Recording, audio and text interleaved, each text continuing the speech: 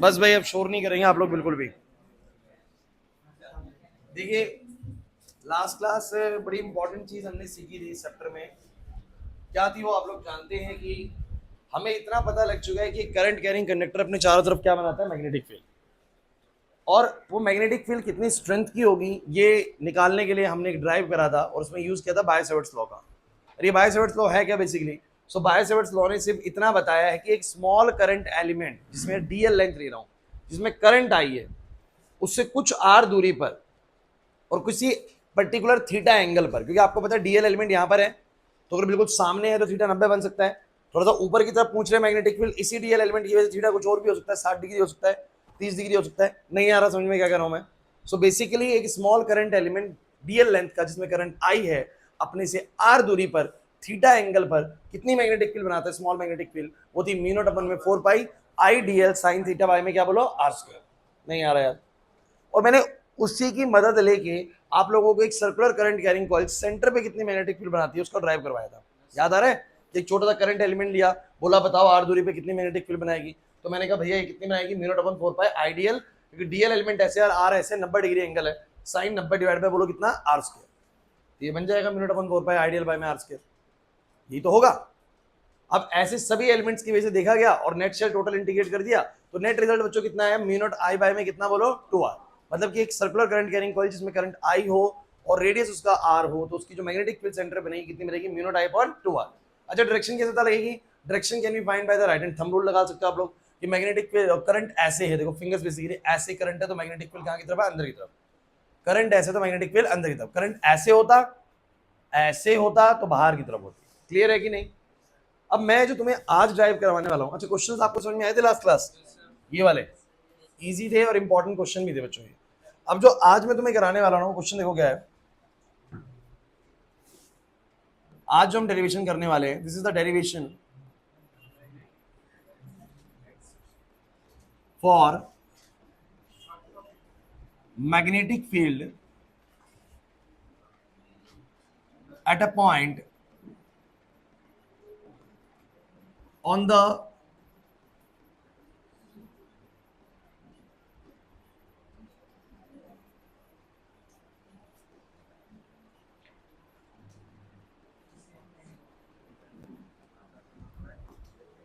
सही है भाई। अब क्या चीज है, कौन बताएगा? एक्सिस का मतलब क्या है? अब एक सर्कुलर करंट कैरिंग कॉइल के एक्सिस पर मुझे एक पॉइंट है, वहां पर मैग्नेटिक फील्ड बनानी है। बड़ा एक बेहतरीन ड्राइव है इसका। थोड़ा सा पहले वाले ड्राइव से मुश्किल है, हल्का सा मुश्किल है, उससे मुकाबले कह सकते हैं, लेकिन बड़ा इंपॉर्टेंट है भाई, बहुत इंपॉर्टेंट है। मुझे कोई एक बच्चा कड़ा दे दो जिसका थोड़ा बड़ा सा कड़ा हो।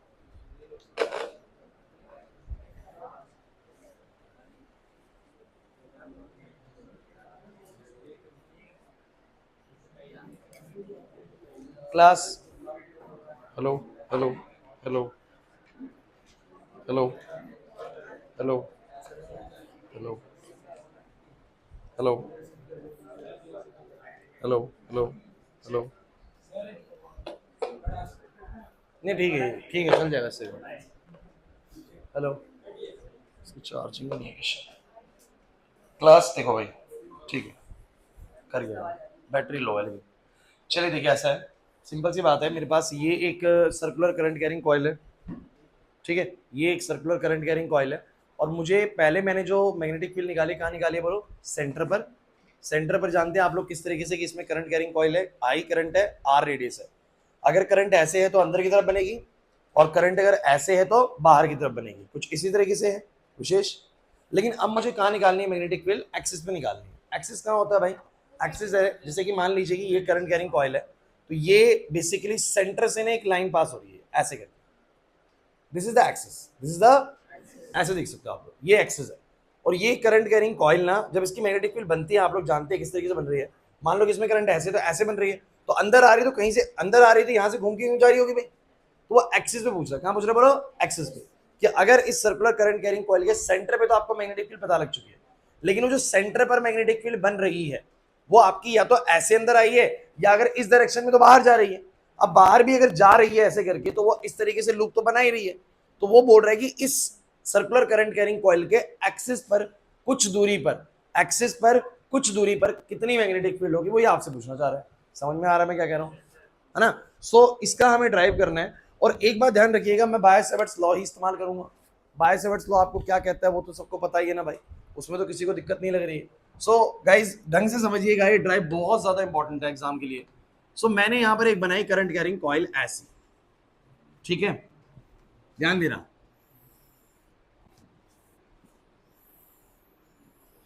ये बनाई मैंने करंट कैरिंग कॉइल, और उसने बोला कि इस करंट कैरिंग कॉइल में कितना करंट है बच्चों, आई तो करंट है। इसके रेडियस को उन्होंने मान लिया, आर नहीं माना, ए माना। कितना माना बच्चों, ए माना, ध्यान देना बच्चों, ठीक है।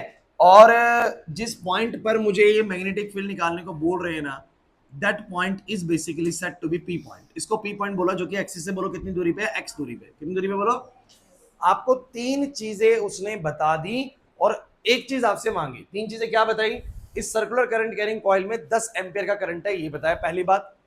इसका रेडियस आपको पता लग जाएगा, अरे यार इसमें करंट कितना है वो पता है, पहली चीज। दूसरी चीज, इसका रेडियस 2 यूनिट का है, ये पता है भाई। तीसरी चीज, इससे 5 यूनिट दूर तुम्हें क्या निकालनी है, मैग्नेटिक फील्ड। तो मतलब रेडियस पता है और कितनी दूरी में मैग्नेटिक फील्ड निकालनी है ये पता है, बस ये नहीं पता कि कितनी बन रही है, कितनी। So we have to find the formula of the magnetic field at a point on the axis of a current carrying coil which carry current I having radius A and at a distance of x units from the center। Clear हुआ कि नहीं हुआ मैं क्या कहना चाह रहा हूं, नहीं हुआ क्लियर भाई। सो मैं ये बोलता हूं कि मुझे क्या क्या पता है, मुझे पता है बोलो क्या, I, मुझे पता है रेडियस ऑफ द कॉइल, और मुझे पता है कितनी दूर, सेंटर से कितनी दूर मुझे मैग्नेटिक फील्ड निकालनी है। Am I right? और मुझे क्या निकालना है बताओ जरा बच्चों, मुझे निकालना है बी। तो ध्यान रखिएगा, हमेशा जो पैरामीटर्स आपको पता होते हैं ना, फॉर्मूला हमेशा उन्हीं की टर्म्स में होना चाहिए।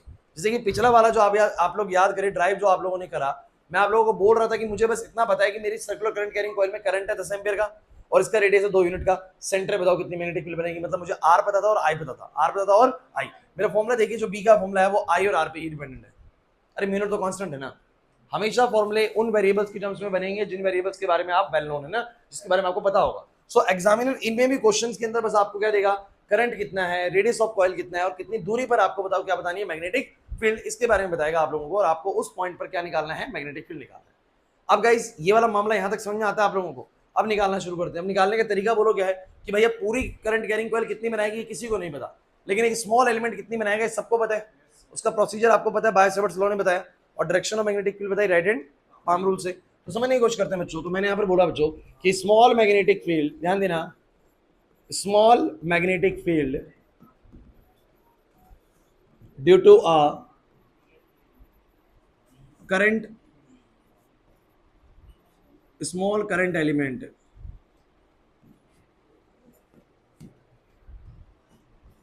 आइडियल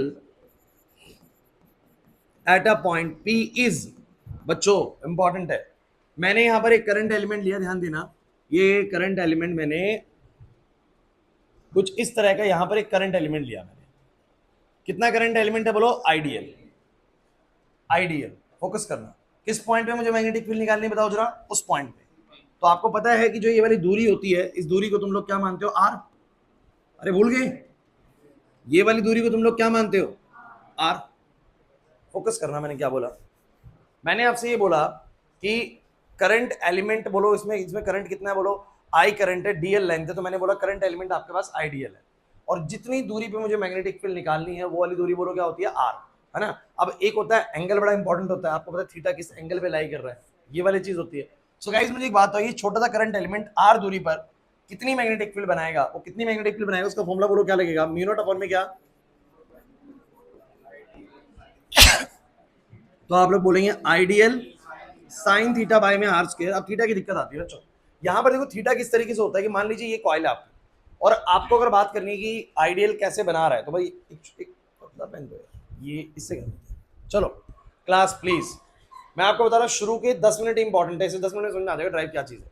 अब ये ऐसे दिया हुआ है ना, और अब आप लोगों को थोड़ा सा ध्यान से देखना है कि आपका जो आइडियल और आर के बीच में एंगल कैसा है। तो ये बच्चों आइडियल है, ध्यान देना, आपको राइट हैंड पाम रूल अगर याद आए ना, अगर आपको राइट हैंड पाम रूल याद आए तो आपको पता लगेगा कि मैंने ये डीएल बोला था, अरे अंगूठा क्या बोला था मैंने, डीएल, ये मैंने क्या बोला था, आर, ये मैंने क्या बोला था, और जो परपेंडिकुलर तरफ जा रहा था वो क्या था बोलो, मैग्नेटिक फील्ड।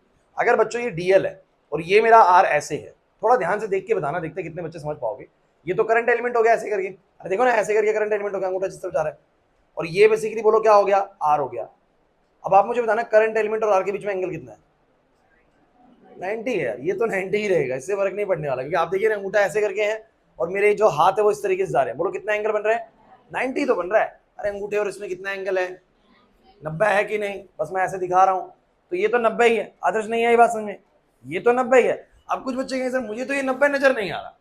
बच्चों देखिए कंफ्यूजन नहीं करनी आपको। आप ये देखिए मैं किस एंगल की बात कर रहा हूँ और आप कौन सा एंगल सोच रहे हैं। एक्चुअली में अगर मैं ये वाली बात करूं, इस तरीके से बात कर रहा हूं, तो आपको एंगल जो दिख रहा है ना, आपको जो एंगल दिख रहा है वो दिख रहा है ए और आर के बीच का। वो तो कुछ ना कुछ होगा थीटा एंगल, वो कुछ ना कुछ होगा। लेकिन मैं बात कर रहा हूं बोलो किसकी, डीएल और आर की। तो डीएल और आर एक दूसरे से बोलो कितने हैं, बोलो परपेंडिकुलर है बिल्कुल। और आपसे मेरी एक छोटी सी इंपॉर्टेंट चीज है यहाँ पर कि भैया यहाँ पर जो थीटा आएगा वो तो कितना आएगा, बोलो 90। क्योंकि बड़ी इंपॉर्टेंट चीज है कि आप लोगों को बोला जाता ये करंट एलिमेंट जिसमें करंट आई कैरी हो रहा है, एक छोटा सा डीएल एलिमेंट किसी रैंडम पॉइंट पी पर कितनी मैग्नेटिक फील्ड बनाएगा। सो मैंने बोला आर दूरी ये थीटा एंगल, बोलो फॉर्मूला ये था कि नहीं था, म्यू नॉट अपॉन 4 पाई आइडियल sin 90 पाई में आर स्क्वायर। अरे sin थीटा पाई में आर स्क्वायर था, लेकिन इस केस में आपको पता है कि जो थीटा होगा डीएल और आर के बीच में कितना डिग्री होगा, 90 डिग्री।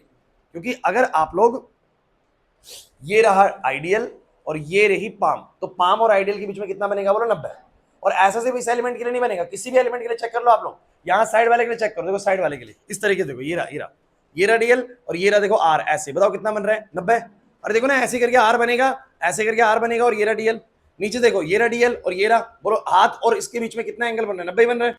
नहीं यार बस समझे, यहाँ से देख लो कितना बन रहा है, बोलो 90 बन रहा है। अब लेकिन एक बड़ी इंपॉर्टेंट चीज है कि आपको ये तो समझ में आ गया कि भैया ये छोटा सा करंट एलिमेंट अपने से आर दूरी पर कितनी मैग्नेटिक फील्ड बनाएगा, म्यू नॉट अपॉन 4 पाई आइडियल sin 90 पाई में कितना, बोलो आर स्क्वायर। किसी को इसमें डाउट है तो मुझे पहले बोलो भाई, पक्की बात है। आर आपको पता है कौन सी चीज को मैं बोल रहा हूँ, मुझे बताओ कितनी बन जाएगी ये बन जाएगी म्यू नॉट अपॉन में क्या 4 पाई, और बोलो कितना बचेगा, आइडियल बाय में R square and that is your dB. किसी को प्रॉब्लम है तो मुझे अभी रोक दो भाई।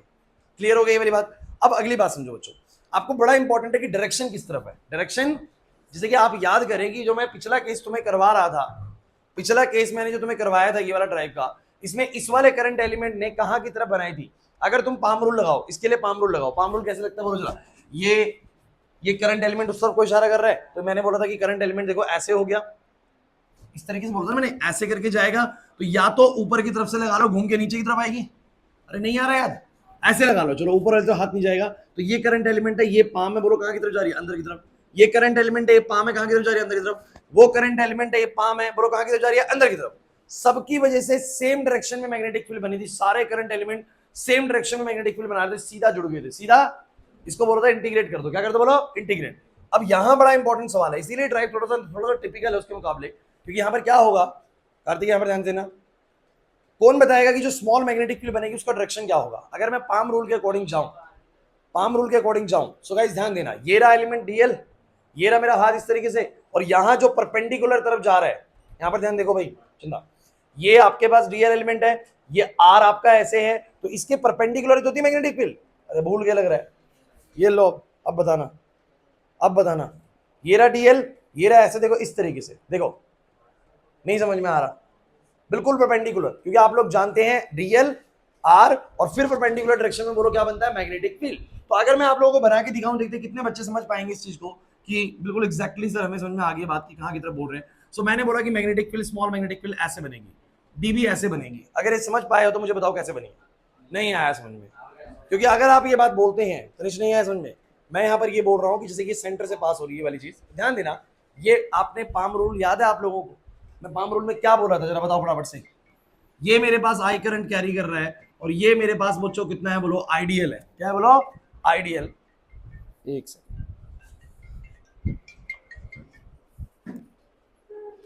हेलो नमस्कार भैया, बढ़िया भैया, हाँ जी भैया। कल, कल भी नहीं हो पाएगा।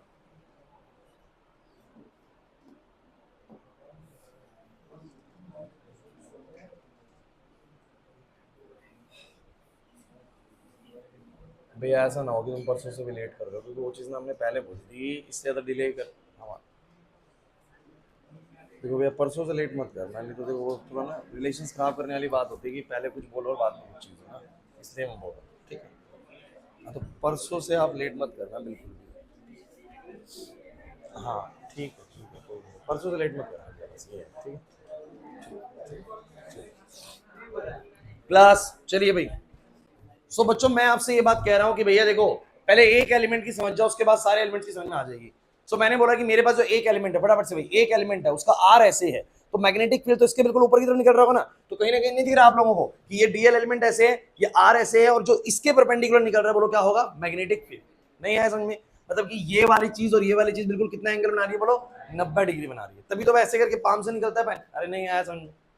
पक्की बात है। अच्छा मुझे एक बात और बताओ बच्चों, एक बड़ी इंपॉर्टेंट चीज है, अगर ऊपर वाले एलिमेंट ने, सबको ऊपर वाले एलिमेंट का समझ में आया, ऊपर वाले एलिमेंट ने अपनी स्मॉल मैग्नेटिक फील्ड जो है वो ऐसे बनाई, और कितनी बनाई बोलो, μ0/4 आइडियल sin 90 में क्या आर स्क्वायर। तो सब बच्चे मुझे बताएं कि अगर ऊपर करंट ऐसे है तो यही करंट नीचे जाते थे ऐसा हो जाएगा। अरे ऊपर ऐसे है तो नीचे तो ऐसा होगा ना। अब ऐसा होगा तो जरा मुझे सब बच्चे बताओ, ये रहा वही डीएल एलिमेंट, प्रेरणा इधर, ये रहा वही डीएल एलिमेंट, एक और करंट एलिमेंट पकड़ते हैं नीचे वाला, तो वो रहा डीएल एलिमेंट। सब बच्चे मुझे बताओ आर कितना होगा, आर उतना ही होगा। रिया लिखो मत, अभी लिखने वाला कुछ है नहीं, क्या कर रहे हो। यहां पर ये डीएल एलिमेंट है, ये दूरी बोलो कितनी है, आर। फिर से दूरी कितनी है बोलो, आर। क्योंकि बच्चों अगर मैं यहां वाला एलिमेंट भी लेता हूं, ढंग से समझो इस चीज को, अगर मैं यहां वाला एलिमेंट भी लेता हूं जिसमें करंट है आइडियल, तो मुझे एक बात बताओ, ये जो दूरी होगी, क्या ये दूरी अलग होने वाली है क्या? अरे यार इस कॉइल से मैं किसी भी करंट एलिमेंट से इस वाले पॉइंट की दूरी लूंगा, ऐसे ऐसे ऐसे ऐसे, सब जगह से दूरी कितनी आएगी बोलो, आ रही आएगी। बोलो आएगी कि नहीं आएगी? तो मैंने वही चीज बोली। और देखो फायदा क्या होता है मैं आपको बताऊं, जब भी सारे करंट एलिमेंट एक जैसा मैग्नेटिक फील्ड देंगे ना, तो मेरे लिए उनको इंटीग्रेट करना, मेरे लिए उनको जोड़ना, बोलो क्या हो जाएगा, आसान। सबने अगर अलग अलग दिया तो मेरे लिए इंटीग्रेशन क्या हो जाएगा, बोलो मुश्किल हो जाएगा। क्लियर हुआ मैं क्या कहना चाह रहा हूं? सो मैंने पाया कि मेरे जो ऊपर वाला एलिमेंट है उसकी भी दूरी आर है, उसका भी एंगल 90 है, नीचे वाला जो एलिमेंट है उसकी भी दूरी आर ही है, एंगल बोलो कितने, 90 ही है। और एक बड़ी इंपॉर्टेंट चीज है कि किस डायरेक्शन में मैग्नेटिक फील्ड बनाएगा। तो सब बच्चे मुझे बताने की कोशिश करें भाई, क्लास प्लीज। इसने बनाया ऊपर की तरफ, लेकिन इसका करंट का डायरेक्शन है ऐसे, तो इसकी पाम जाएगी ऐसे, और पाम की तरफ से इशारा होगा नीचे की तरफ, तो इसका मैग्नेटिक फील्ड बनेगा ऐसे करके, बिल्कुल ऐसे करके बनेगा, नहीं बनेगा जरा बताओ। यार समझ में नहीं आया सर, ऐसे बनेगा कि नहीं बनेगा, मुझे बस इतना बताओ। नहीं आया समझ में? क्या ये सारे सेम डायरेक्शन में बनाने वाले हैं? ये तो दो एलिमेंट है, अब मुझे बताने का तीसरा एलिमेंट कहां बनाएगा। एक बार फोकस करना भाई, फोकस करना, आप समझ जाओ तुम लोग ये वाली बात जिन बच्चों ने अभी तक सुना है। ऊपर वाले ने बनाया ऐसे, नीचे वाले ने बनाया ऐसे, जो ये वाला बनाएगा वो ऐसे, और जो इधर वाला बनाएगा वो ऐसे, जो थोड़ा इधर की तरफ वाला बनाएगा वो ऐसे। कहने का मतलब पता है क्या है, अगर इस जगह पर मैं सारी स्मॉल मैग्नेटिक फील्ड्स को देखूं तो वो इस तरीके से निकल के आ रही है। नहीं आ रहा समझ, नहीं आया ना समझ में? अगर आप लोग रिंग वाला, बिल्कुल रिंग वाले जैसा ही है, बस रिंग वाले में थोड़ा सा एक फर्क था आशुतोष। मैं रिंग वाला केस इसलिए नहीं बोलता क्योंकि यहां पर अगर बात करो, रिंग वाले में क्या करता है, एक स्मॉल डीक्यू चार्ज सीधी बनाता है, सीधी, और ये वाले भी कैसे बनाता है बोलो, सीधी। तो उधर सारे के सारे डीज ऐसे आए थे, बट यहां पर ये कैसा आता है बोलो, ऐसे आता है। समझ में आ रही बात? सीधा नहीं बनाता। तो ये वाला एलिमेंट जो है मैग्नेटिक फील्ड ऐसे बनाता है, ये वाला एलिमेंट ऐसे बनाता है बच्चों, तो थोड़ा सा फर्क है। और गाइस मैं आपसे बस एक छोटी सी बात कहना चाहूंगा, जो मेरे पास ये सर्कुलर कॉइल थी, सर्कुलर कॉइल थी, इसका ये जो ऊपर वाला एलिमेंट है उसने बनाई ऐसे, जो नीचे वाला एलिमेंट है उसने बनाई ऐसे, जो इधर वाला एलिमेंट उसने बनाई ऐसे। समझ में आ रही बात? और जो ये वाला एलिमेंट उसने बनाई ऐसे, तो एक तरीके से कुछ इस तरह का गुच्छा बनेगा, नहीं बनेगा? नहीं है समझ में आ रहा? तो इस पॉइंट पर सभी एलिमेंट्स ने मैग्नेटिक फील्ड तो बनाई कितनी, μ0/4 सबके सब एलिमेंट की आइडियल होगी, और sin 90 सबका होगा, डिवाइड बाय में आर भी सबका, बोलो क्या होगा, सेम। सबने बनाई इतनी ही, लेकिन क्या सबका डायरेक्शन सेम है क्या? सेम नहीं है सर, ऐसे है। और अगर सबका डायरेक्शन ऐसे है, सबके वेक्टर्स ऐसे हैं, तो मेरे को नेट रिजल्ट निकालना पड़ेगा। पिछले वाले केस में था कि डायरेक्ट सब सेम डायरेक्शन में थे, डायरेक्टली जोड़ दिए थे। बट जब वेक्टर्स ऐसे हो तो आप लोग याद करिए, मैंने इलेक्ट्रोस्टैट से बात सिखाता आ रहा हूँ, अगर कई सारे वेक्टर्स हो तो आप रिजोल्व करें, क्या करें बोलो, उनको हॉरिजॉन्टल और वर्टिकल डायरेक्शन में बोलो क्या करें, रिजोल्व करें, तब जाके आपको उनका नेट पता लगेगा। क्लियर हुआ कि नहीं हुआ? सॉरी नहीं है बचवा समझ, है ना? तो यहाँ पर करना कुछ नहीं है। अब मेरे को पता है सारे डीबीज बन रहे हैं, लेकिन बोर्ड पे मैं देखो 2 ही डीबी बना रहा हूँ भाई। बहुत सारे डीबीज बन रहे हैं, लेकिन मैं बोर्ड पे कितने डीबी बना रहा हूँ, 2 ही डीबी बना रहा हूँ। बोर्ड पे डीबी है, देखो एक क्लास, इस प्लेन पे देखो तो बोर्ड पे डीबी ऐसा भी आएगा, देखो ऐसा भी आएगा बाहर की तरफ, और उस तरफ भी आएगा, बोला आएगा कि नहीं आएगा, ऐसे भी आएगा, उधर की तरफ ऐसे भी आएगा, मतलब हर तरीके से ऐसे करके बनेगा। और सारे डीबीज को जब रिजोल्व करूंगा, हर डीबीज को जब रिजोल्व करूंगा, तो मैंने मान लिया कि इस लाइन के साथ ये वाला एंगल मान लो बच्चों थीटा है, कितना बोलो, suppose this angle is theta. So मुझे बताना जरा इस तरफ कितना कंपोनेंट बनेगा बोलो, डीबी कॉस थीटा। ऊपर की तरफ बोलो क्या बनेगा, और फिर मुझे बताओ बच्चों इस वाले की वजह से, इस वाले की वजह से इधर कितना बनेगा बोलो, और इधर की तरफ क्या बनेगा, अब आप लोग मुझे बताओ, दोनों का डीबी, क्लास, दोनों का डीबी सेम है और थीटा भी सेम होगा। क्यों भाई? इस बिल्कुल इस लाइन से इतना ही ऊपर वो है, उतना ही नीचे ये है, तो डीबी साइन थीटा बिल्कुल अपोजिट होंगे, कैंसिल कर देंगे और डीबी कॉस थीटा जुड़ जाएंगे। और ऐसा सिर्फ दो के लिए नहीं होने वाला। गाइस फोकस करो, मैं क्या बोलना चाह रहा हूं। ऐसा सिर्फ दो वेक्टर नहीं करने वाले। आपको नजर पता है कौन से आ रहे हैं? जो एक कॉइल बनी हुई थी, जो कॉइल बनी हुई थी, आपको तो बस ऊपर वाले एलिमेंट का, ये वाले का, ऐसे वाले का, समझो, आपको तो बस ऊपर वाले का, ये वाले का और ये वाले का, आपने तो बस इनको रिजॉल्व करा है। इधर की तरफ डीबी कॉस थीटा और ऐसे करके बोलो क्या, डीबी साइन थीटा। बट ऐसे भी तो है, ऐसे वाले भी क्या करेंगे बोलो, डीबी कॉस थीटा इस तरफ, डीबी साइन थीटा। अरे नहीं आ रहा समझ में? मतलब कि अगर वहां से देखोगे ना, अगर तुम वहां से देखोगे तो तुम्हें पता लगेगा डीबी साइन थीटा सारे के सारे ऐसे एक दूसरे को कैंसिल कर रहे हैं और सारे डीबी कॉस थीटा एक ही डायरेक्शन में बन गए। क्लियर हुआ कि नहीं हुआ? समझना पड़ेगा। देखो साइंस स्टूडेंट को इतना तो सोचना पड़ेगा कि मैं कहने क्या चाह रहा हूं यहाँ पर। सारे डीबीज का जो कॉस थीटा वाला कंपोनेंट है इस डायरेक्शन में बन जाएगा, क्योंकि जब भी कोई चीज ऐसे है ना, तो उसका एक कंपोनेंट तो इस तरफ तो काम कर रहा है और एक उसका ऐसे करके काम कर रहा है। तो कुछ डीबी साइन थीटा ऐसे कैंसिल हो, कुछ डीबी साइन थीटा ऐसे कैंसिल हो, कुछ ऐसे, सारे डीबी साइन थीटा कैंसिल हो गए, but all dB cos theta get add up. Clear हुआ कि नहीं हुआ? सो मेरा जो नेट आंसर आने वाला है वो क्या आने वाला है? सो मैंने बस ये बोला बच्चों, जो बी नेट आएगा वो कितना आएगा बोलो, integration of dB cos theta. Is this fine? नहीं आ रहा समझ में? अब मुझे बताओ डीबी कॉस थीटा कितना आएगा बोलो, डीबी कितना, सब बच्चे डीबी कितना बोलो, mu naught upon 4 pi I D L by में आर स्क्वायर। और बच्चों कॉस थीटा बड़ा इंपॉर्टेंट है बच्चों। अब बात ये है बच्चों, एक बड़ी इंपॉर्टेंट चीज बोलूंगा, ध्यान सुनना, शायद तुम्हें एक बात में क्लिक कर जाए, दोबारा बता दूंगा, चिंता मत करिए। बात ये बच्चों, शुरू में एक बात बोली थी कि मुझे सिर्फ क्या पता है, आई ए और एक्स, आई ए और एक्स। तो ध्यान रखना, मेरा मैग्नेटिक फील्ड का जो नेट फॉर्मूला बनना चाहिए वो इन्हीं टर्म्स में पता लगना चाहिए। अगर तुमने कहीं cos थीटा के टर्म्स में छोड़ दिया तो ये थीटा कौन नाप के लाएगा भाई कि ये जो कॉइल है उसके इतने पॉइंट पर एंगल कितना बन रहा है, थोड़ा ना कोई नाप पाएगा। तो आपको बस पता है आई ए और एक्स, आपका फॉर्मूला जो बनना चाहिए वो इन्हीं के टर्म्स में बनना चाहिए। तो मतलब cos थीटा को आपको किसी न किसी तरीके से सॉल्व करना पड़ेगा। सो गाइस बोर्ड पे आप लोग मुझे एक छोटी सी बात बताओ, इसको ज्योमेट्री लगाते हैं, यहाँ पर एक छोटी ज्योमेट्री लगाते हैं। मुझे तुम ये बताओ, अगर ये 90 है और ये थीटा है, तो क्या तुम इस एंगल का अंदाजा लगा पा रहे हो कौन सा है? क्या तुम इस एंगल का अंदाजा लगा पा रहे हो बच्चों? मैंने कहा कि अगर ये थीटा है और ये 90 है तो ये कितना होगा, क्योंकि पूरा लीनियर एंगल 180 का है। तो 180 में से 90 घटा दो और थीटा घटा दो, 180 में से और थीटा घटा दो, तो कितना आएगा बोलो, 90 माइनस थीटा, 90 माइनस, तो ये वाला एंगल मैं कह सकता हूँ 90 माइनस थीटा होगा। और मुझे बताओ ये वाला एंगल बोलो कितना है, 90, और ये वाला कितना है बोलो। अब ये 90 है और वो 90 माइनस थीटा है, तो ये कितना होगा, ये वाला कितना होगा जो ऊपर से लाइन में आ रहा था। अरे ऐसे करके आपको पता है कॉइल का ये ए था और ये एक्स था, मतलब ये आर था, तो एंगल बन रहे हैं यहाँ पर, समझ नहीं आ रहा। तो ये कितना होगा बोलो, इन तीनों का सम 180 होता है, तीनों का सम कितना होता है 100। अब ये 90 है और वो 90 माइनस थीटा है, तो ये कितना आएगा, थीटा कितना आएगा। अब आप कहेंगे सर ये थीटा यहाँ क्यों चढ़ा दिया आपने, वहां थीटा वहां के लिए आए। भैया देखो मुझे कॉस थीटा को ना किसी तरीके से पुट करना पड़ेगा, और मैंने कहा अगर ज्योमेट्री के लिए अगर ये थीटा है तो वो वाला एंगल भी बोलो क्या है। अब समझ में आ रहा मैं क्या कहना चाह रहा हूं, नहीं आ रही बात समझ में? अब मुझे बताओ यहाँ से cos थीटा क्या बनेगा, अरे सुनते चलो कोई दिक्कत नहीं। यहाँ से cos थीटा बोलो क्या बनेगा, बेस अपॉन हाइपोटेनस। तो बेस बोलो कितना बच्चों a, बेस बोलो कितना बच्चों a, हाइपोटेनस बोलो कितना r, हाइपोटेनस बोलो कितना r। अब हो गया रिजॉल्व, एक cos थीटा सिंपल हो गया। चलो इंटीग्रेशन से वो सभी चीजें बाहर ले लेनी चाहिए जो सब में सेम हो।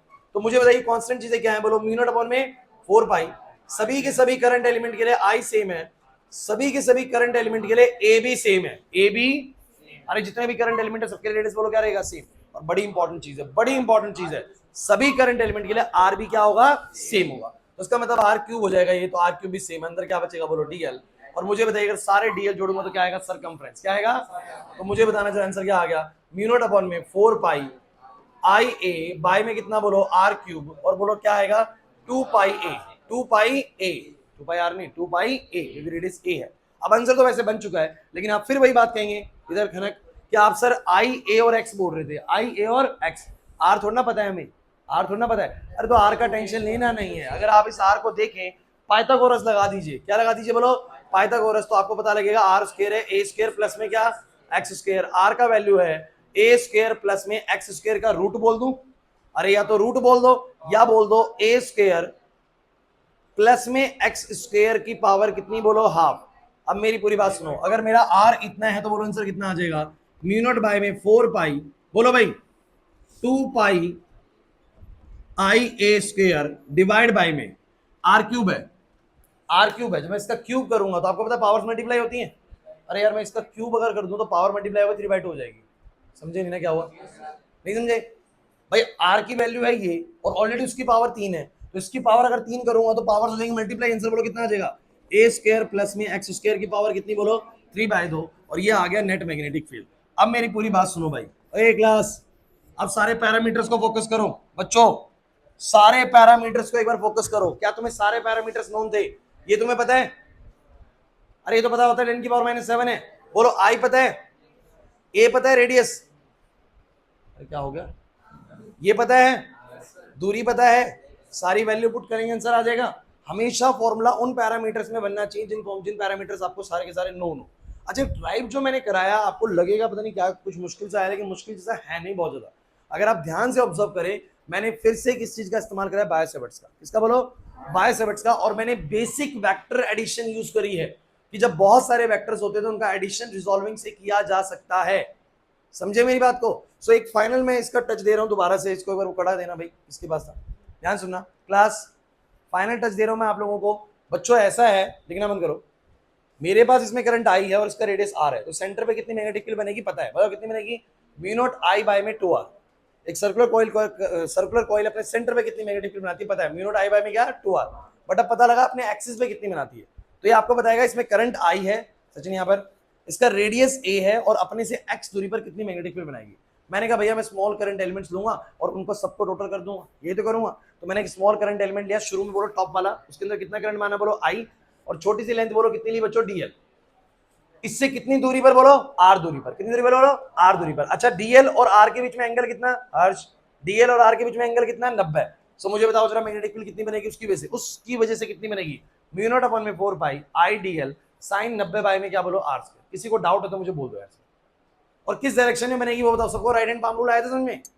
नहीं तुम्हें आया था कि नहीं आया था? राइट हैंड पाम रूल क्या था बोलो? ये रहा करंट एलिमेंट, ये रही पाम, और इस तरीके से जो ऊपर की तरफ जा रहा है बोलो क्या? Magnetic field. तो इस एलिमेंट ने मैग्नेटिक फील्ड ऐसे बनाई, और कितनी बनाई?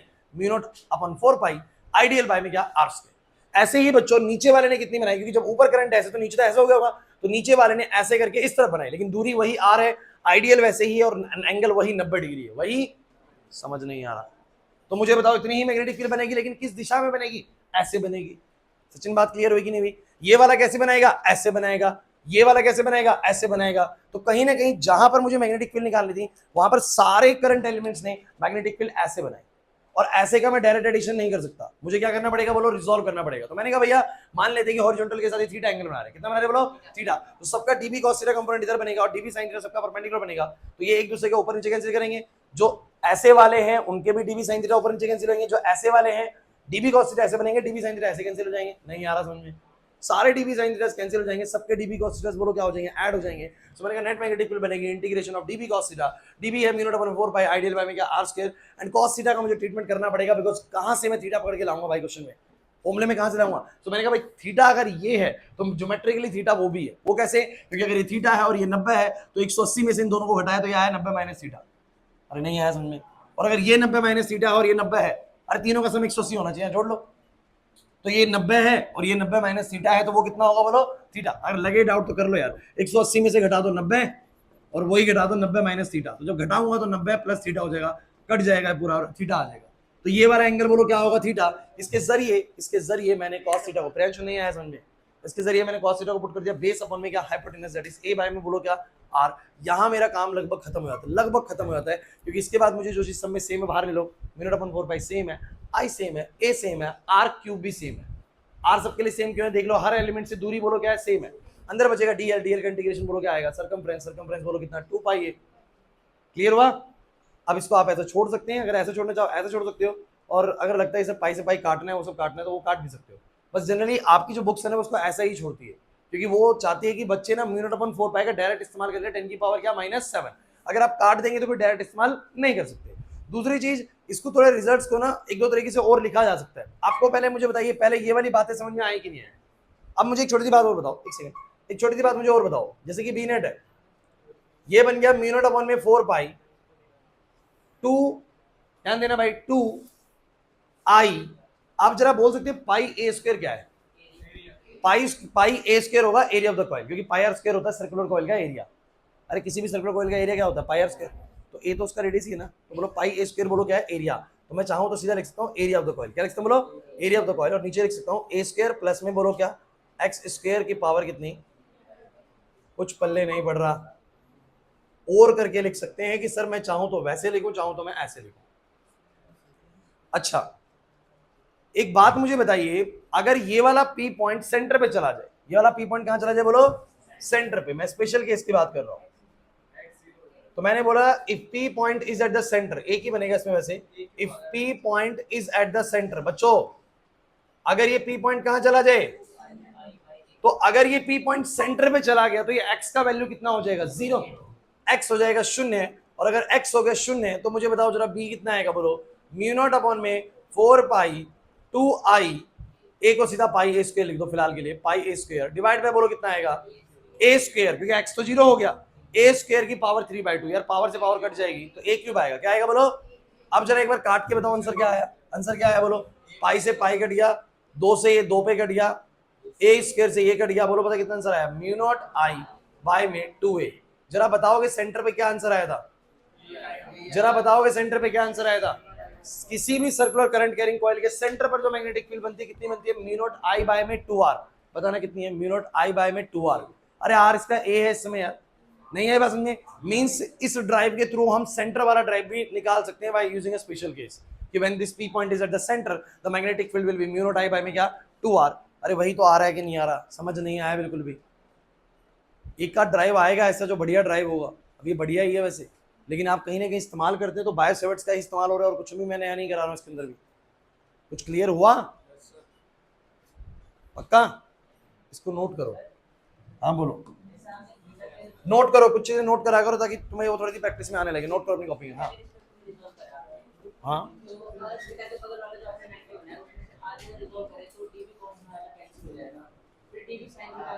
तो थीटा वो नहीं बनेगा, फिर कुछ और थीटा बनेगा, फिर थीटा ये बनेगा, उधर हो जाएगा परपेंडिकुलर अपॉन में हाइपोटेनस। तो मतलब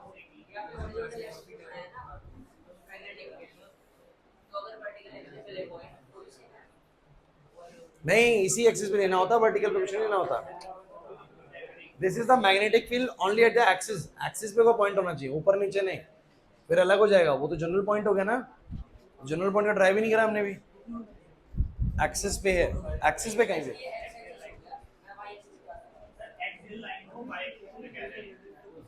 यू लाइन पे नहीं, ऐसे कोई पॉइंट नहीं लेना, इस तरह का नहीं लेना कोई पॉइंट।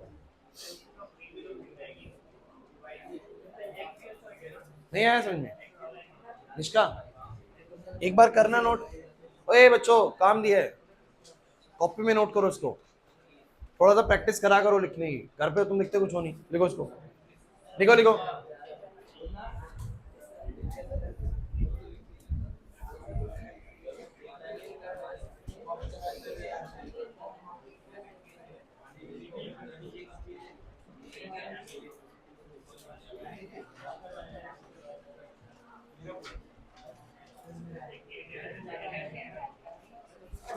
हेलो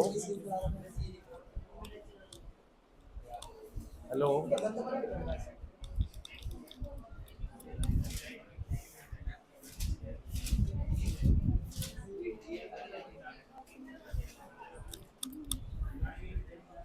नहीं आया तुमने समझ में?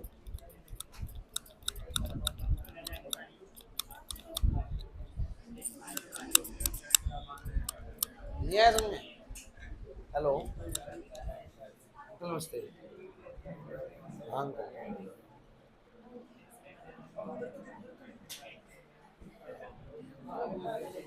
कल का, हाँ टाइल चेक कल हो जाएंगे पूरे। हाँ जी हाँ,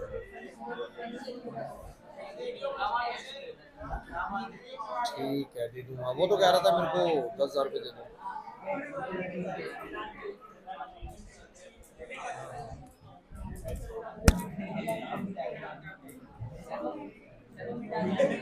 हाँ मैंने उसको कैमरे में खड़ा वड़ा करके ना बाद में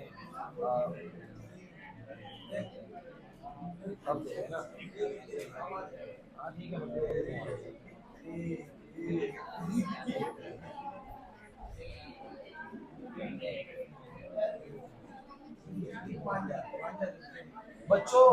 कुछ बात पल्ले पड़ रही है नहीं पड़ रही है?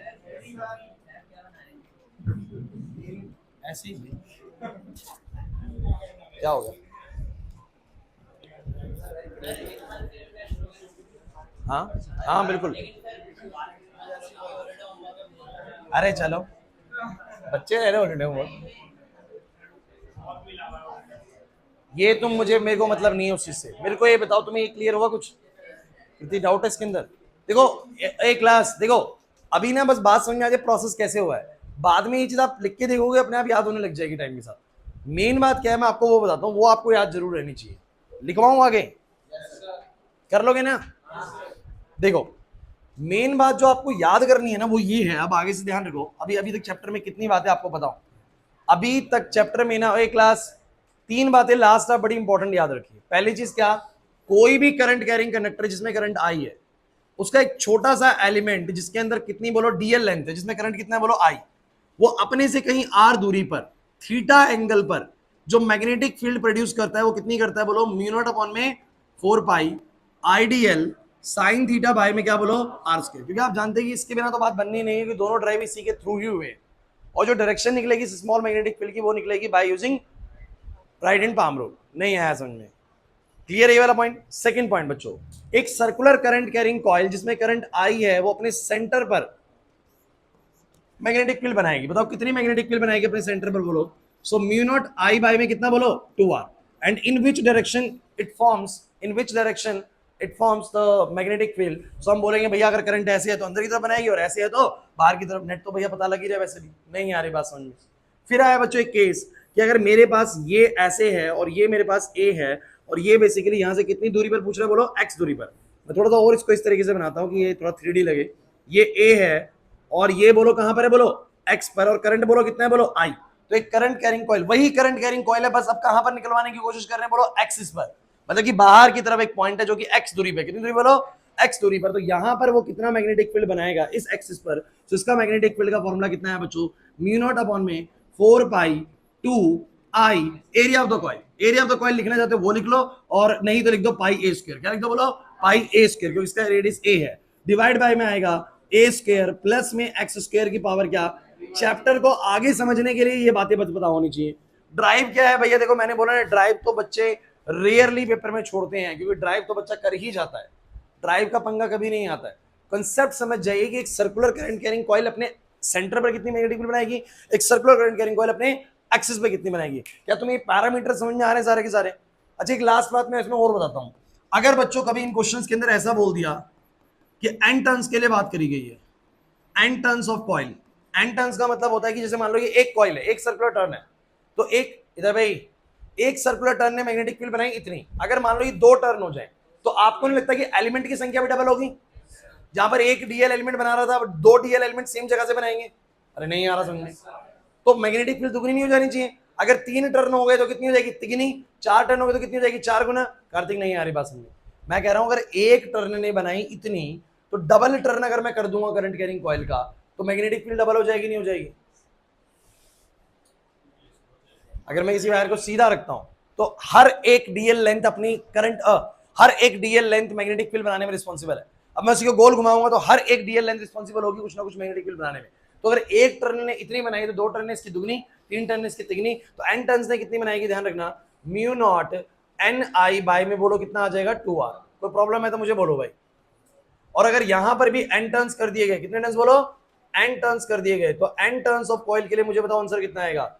म्यू नॉट बाय में कितना बच्चों 4 पाई 2 n i a divide by कितना आएगा बोलो 2 n i a divide by आएगा a square plus x square की पावर 3/2। कुछ पल्ले नहीं पड़ रहा? नहीं आ रहा ना समझ में? क्वेश्चन ट्राई करेंगे? लिखो लिखो।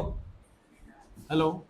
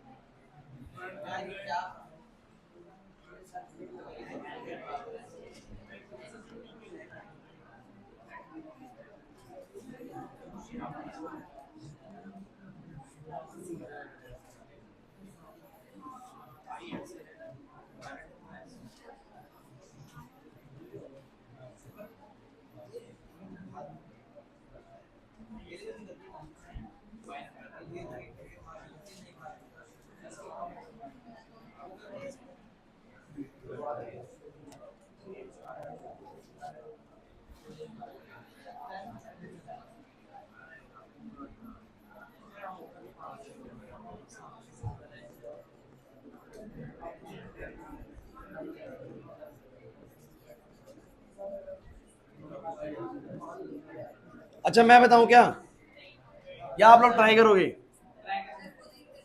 करोगे ट्राई? चलो कर लो। नेट मैग्नेटिक फील्ड बतानी है, करो ट्राई।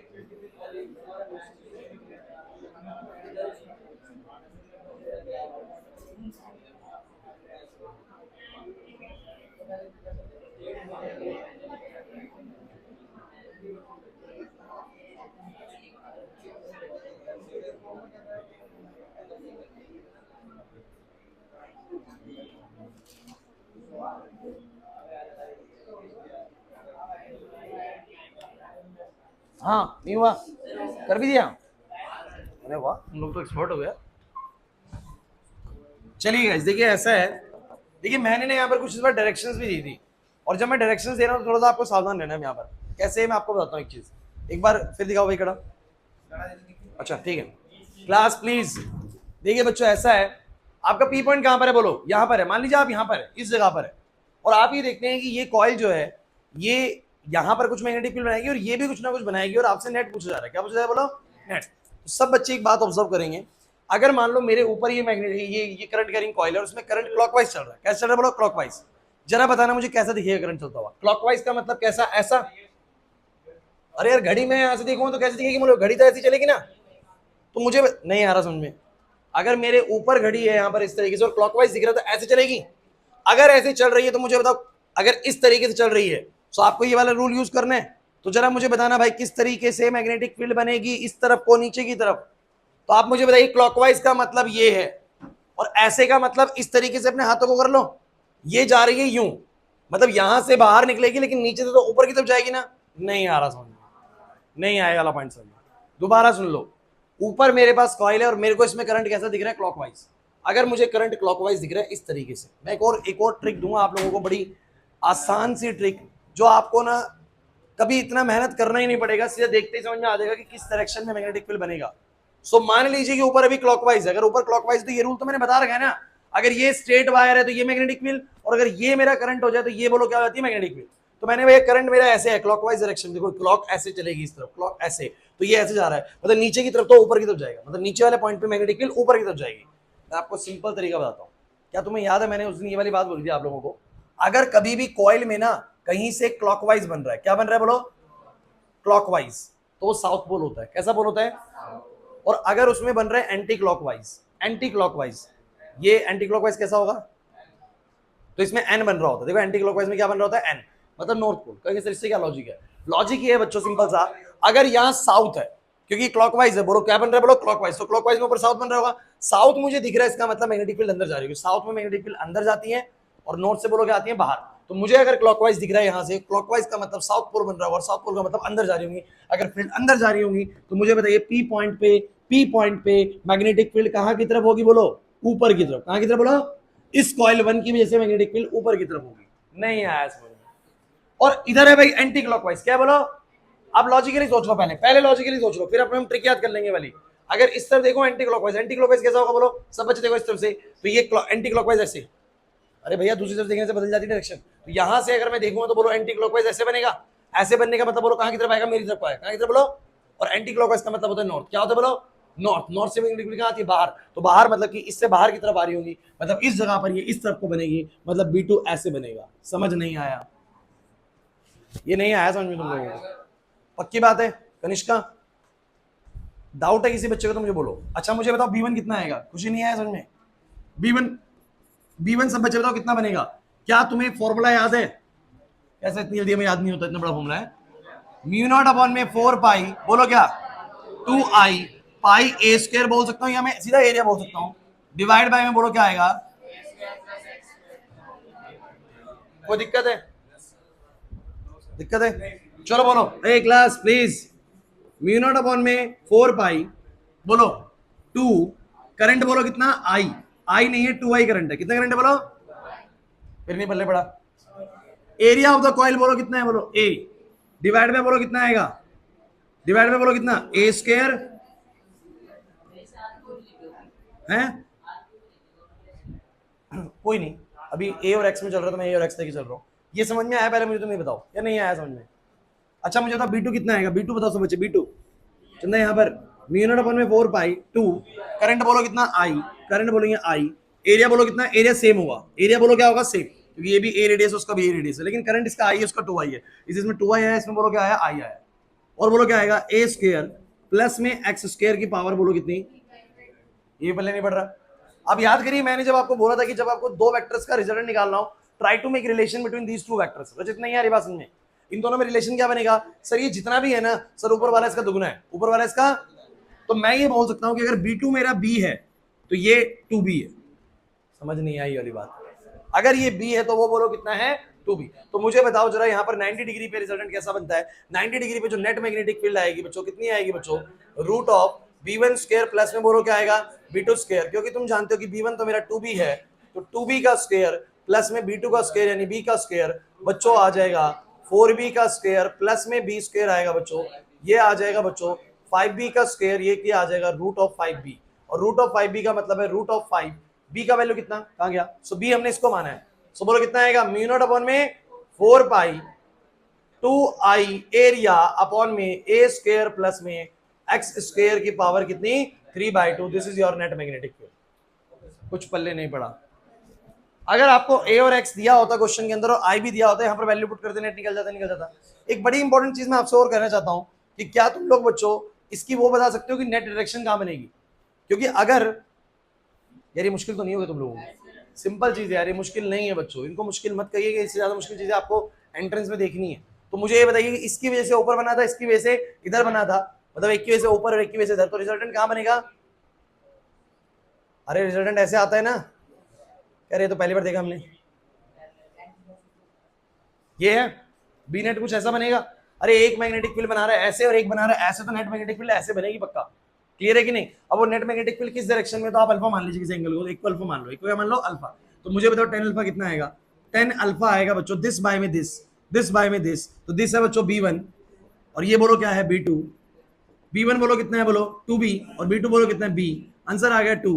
अब भले ही तुम्हें पता नहीं कि 10 अल्फा 2 कब होता है, तुम्हें पता नहीं है, लेकिन इतना अंदाजा लग गया कि कितने एंगल के आसपास है ये, क्योंकि 10 60 डिग्री सब बच्चों को पता है √3 होता है, और √3 का मतलब होता है 1.73, तो 2 थोड़ा सा इसके आगे मिलेगा, ये लगभग 64 डिग्री पे होता है, दो वैल्यू जो होता है, कितने पे होता है बोलो? 64 डिग्री पे। सो भैया 10 अल्फा 2 है, तो अल्फा को मैं सीधा लिख सकता हूँ 10 इनवर्स 2, क्या लिख सकता हूँ बोलो? अब 12th के स्टूडेंट को इतना तो आना चाहिए कि एंगल मैंने लिखा कैसे, ऐसे ही छोड़ना पड़ता है। हालांकि दो वैल्यू है, ये 60 64 65 डिग्री के आसपास देगा, और आप लोग इसको ऐसे बोल सकते हैं कि जो मेरी नेट मैग्नेटिक फील्ड है वो हॉरिजॉन्टल एक्सिस के साथ या हॉरिजॉन्टल लाइन के साथ लगभग 10 इनवर्स 2 का एंगल बना रही है। नहीं आया समझ में? तो ये बिल्कुल एक्यूरेट है, जो तुमसे पूछेगा तो क्वेश्चन अगर पूछे तो एक्यूरेटली ऐसे पूछेगा। क्लियर हुआ कि नहीं हुआ? जब उस सेंटर में पूछ रहा था, दो कंसेंट्रिक कॉइल एक साथ रख दी थी, और जब ऐसे पूछा तो एक को ऐसे रख दिया, मतलब एक को ऐसे रख दिया, एक को ऐसे रख दिया, फिर किसी पॉइंट पे पूछ लिया। क्लियर हुआ कि नहीं हुआ? नहीं आया समझ में? अब मैं तुम्हें नया कॉन्सेप्ट नहीं बताऊंगा, इसी के ऊपर बस मैं आपको प्रीवियस ईयर दिखाता हूँ कि कैसे कैसे क्वेश्चन पूछे जाते हैं। समझ में आया कि नहीं आया पहले बताओ? ओ भाई क्लियर हुआ या मुश्किल हो गया टॉपिक ये? आदर्श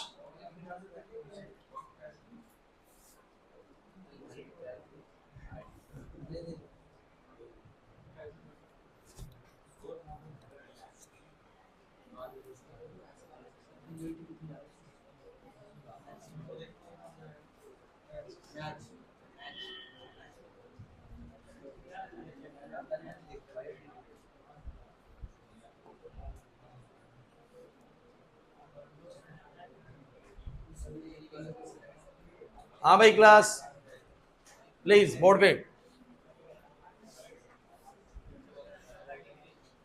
करेंगे क्वेश्चन ट्राई। अच्छा क्वेश्चन आया, क्वेश्चन नंबर 30, क्वेश्चन नंबर 30 कर दो भाई ट्राई। क्वेश्चन नंबर 30 देखते कौन बच्चा करेगा सबसे पहले। 2021-22 में आया हुआ क्वेश्चन है, जल्दी से करके दिखाओ क्वेश्चन, जल्दी से करो। कह रहा था magnetic field centre of a current carrying circular loop of the radius r is B1। Centre पे तो B1 है, सेंटर पे तो बोलो कितनी है? B1, रेडियस r है, कुछ करंट कैरी कर रहा है। The magnetic field at a point on its axis at a distance r दूरी पर, कितनी दूरी बोलो?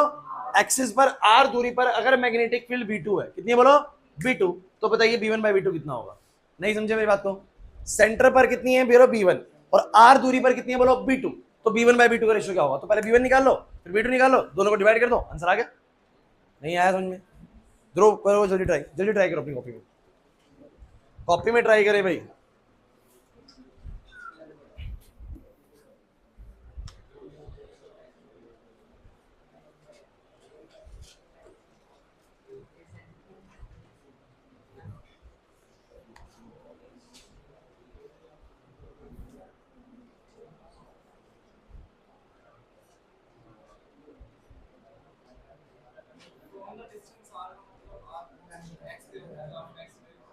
क्या चाहिए?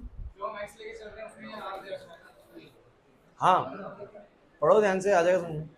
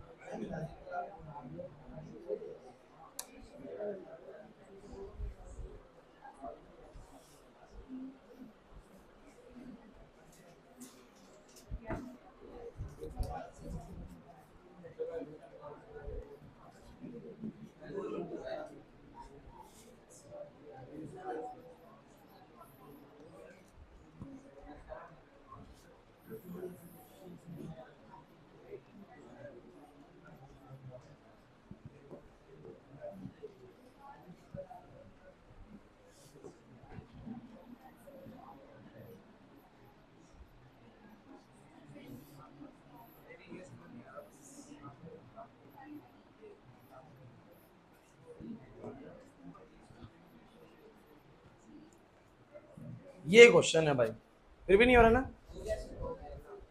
हंस रहे हो? चलो आओ बोर्ड पे देखो तुम बच्चे। अच्छा पहले क्वेश्चन समझ में आया तुम लोगों को?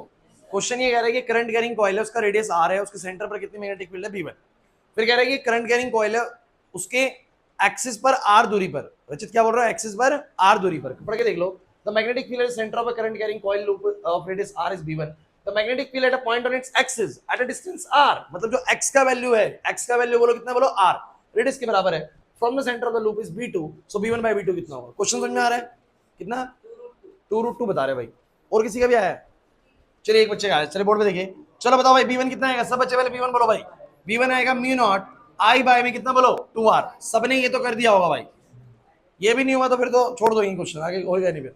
अब B2 बोलो कितना आएगा, B2 बोलो कितना आएगा, तो B2 आएगा म्यू नॉट अपॉन में 4 पाई, फिर बोलो बच्चों 2i, और होता है पाई a स्क्वायर यानी पाई r स्क्वायर। कोई प्रॉब्लम है? और नहीं आया समझ में?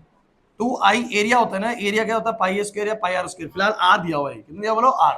अच्छा मुझे बताओ नीचे क्या होता है, ए स्क्वायर प्लस एक्स स्क्वायर, तो ए स्क्वायर मतलब कौन बोलो, आर स्क्वायर, प्लस में एक्स स्क्वायर बोलो कौन बोलो, आर स्क्वायर। अरे नहीं आया, पावर बोलो कितनी, 3/2। अच्छा यहां तुम फंस गए मैथमेटिक्स के अंदर। सो म्यू नॉट अपॉन में 4 पाई 2i पाई आर स्क्वायर, और बच्चों ये हो जाएगा 2r स्क्वायर की पावर कितनी बोलो, 3/2। अब यहां तुम फंस गए क्या इसमें? अब देखो ये भी कोई ज्यादा कॉम्प्लेक्स चीज थी नहीं, अगर तुम थोड़ा सा मैथमेटिक्स अच्छे से जानते हो तो। 2i पाई आर स्क्वायर, देखिए ऐसी पावर्स को सॉल्व करने के लिए आप नीचे वाले का किसी तरीके से होल स्क्वायर बना लो, ताकि वो जो होल स्क्वायर बनेगा वो 3/2 से मल्टीप्लाई होकर 2 से 2 कट जाए। तो मैंने क्या करा, ये आर स्क्वायर है लेकिन ये 2 है, तो मैंने क्या करा बच्चों, मैंने इसको लिख दिया √2r का होल स्क्वायर, और पूरे की पावर बोलो कितनी है। अब सोचो ना, वही तो बन रहा है 2r स्क्वायर का पावर 3/2। अरे नहीं आया समझ में, तनिष नहीं आया समझ में? देखो 2r स्क्वायर है, तो मैंने कहा आर का तो स्क्वायर है, मैं 2 को लिख सकता हूँ √2 का स्क्वायर, तो ये पूरा बन गया √2r का स्क्वायर का पावर 3/2। क्या मैं ऐसा लिख सकता हूँ? प्रियांशु नहीं है बात समझ में? इससे क्या होगा, पावर मल्टीप्लाई होगी, 2 से 2 बोलो क्या हो जाएगा, कट जाएगा। नहीं आया ना इतनी समझ में? 2 से 2 कट जाएगा, पावर इसके ऊपर 3 आ जाएगी, बताओ कितना आंसर आएगा? खुशी नहीं आया समझ में? तो बोलो कितना आएगा, म्यू नॉट अपॉन में 4 पाई बोलो 2i पाई आर स्क्वायर, और बच्चों √2 का क्यूब कितना आएगा बच्चों, √2 इंटू √2 इंटू √2, 2√2 आएगा, और आर का क्यूब आएगा, आर का। चलो फाइनल बोलो कितना है बच्चों, काटने का बताओ कितना आएगा। सर पाई से पाई गया, 2 से 2 गया, आर स्क्वायर से एक आर गया, बोलो कितना आया, mu naught I divide by में 4√2 आर। कोई दिक्कत है? This is your B2, this is your B2। चलो what is B1 by B2 बच्चों, B1 बाय B2, B1 बोलो कितना, म्यू नॉट आई बाय में 2r, और म्यू नॉट आई बाय में 4√2r। यार इतना डिवीजन आपको आना चाहिए यार, म्यू नॉट आई से म्यू नॉट आई गया, आर से आर गया, पूरा क्लियर है। 4√2 ऊपर जाएगा, 4√2 ऊपर जाएगा, 2 नीचे आएगा, आंसर आ गया 2√2। क्या आ गया बोलो? So yes B1 by B2 is equal to 2√2। यार आपको एक बात, क्वेश्चन मुश्किल बिल्कुल भी नहीं था, सारा खेल था कि आपको वो सॉल्व थोड़ा सा करना था कैलकुलेशन में, यहाँ पर नहीं आया समझ में, लेकिन समझ में आया क्वेश्चन करना कैसा था, क्लियर हुआ? चलो ए बच्चों प्लीज मुझे तुम ये बताओ, ये भी नहीं करना क्योंकि स्ट्रेट कंडक्टर की वजह से कितनी मैग्नेटिक फील्ड बनती है वो सिखाया नहीं अभी बच्चों। ये बताओ ये करा रखा है, दिखा, ये वाला करा रखा है आप लोगों को? अरे नहीं आ रहा समझ में। इसके बाद बताओ मुझे भाई, ए बस भाई 2023 में नई क्वेश्चन आया, पिछले साल, बस ये लास्ट है। ए बस भाई 2023 के अंदर ये 34वां क्वेश्चन आया आप लोगों का कुछ इस तरीके से,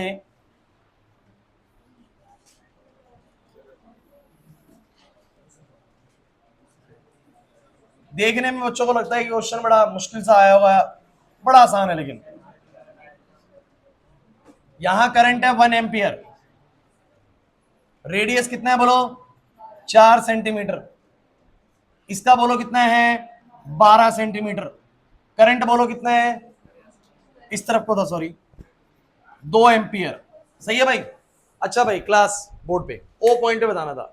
फिलहाल मैं आपको एक बात बता देता हूं, आपको स्ट्रेट वायर कंसिडर नहीं करनी है, और आप कहोगे सर उसकी वजह से भी तो बनेगी, तो मैं आपको बता दूं कि किसी भी स्ट्रेट वायर की वजह से उसके एक्सिस पर जीरो ही बनेगी, चारों तरफ बना सकता है बट अपने एक्सिस में कितनी बनाएगा बोलो जीरो। तो वो बात तुम्हें बाद में सिखाई जाएगी, तो कोई इसकी स्ट्रेट वायर की चिंता करनी नहीं है। क्या तुम लोगों को एक सर्कुलर कॉइल सेंटर पे कितनी मैग्नेटिक फील्ड बनाती सिखाया गया है? क्या एक सेमी सर्कुलर कॉइल सेंटर पे कितनी बनाएगी सिखाया गया है? क्या डायरेक्शन निकालने का तरीका सिखाया गया है?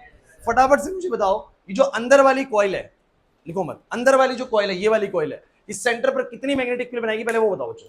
अगर मैं इस कॉइल का नाम 1 दे दूं और इस कॉइल का नाम 2 दे दूं, तो मुझे बताओ B1 सेंटर पर कितना बनेगा, B1 कितना बनेगा, म्यू नॉट I बाय में कितना बोलो 2R, अरे यार नहीं आ रहा समझ में।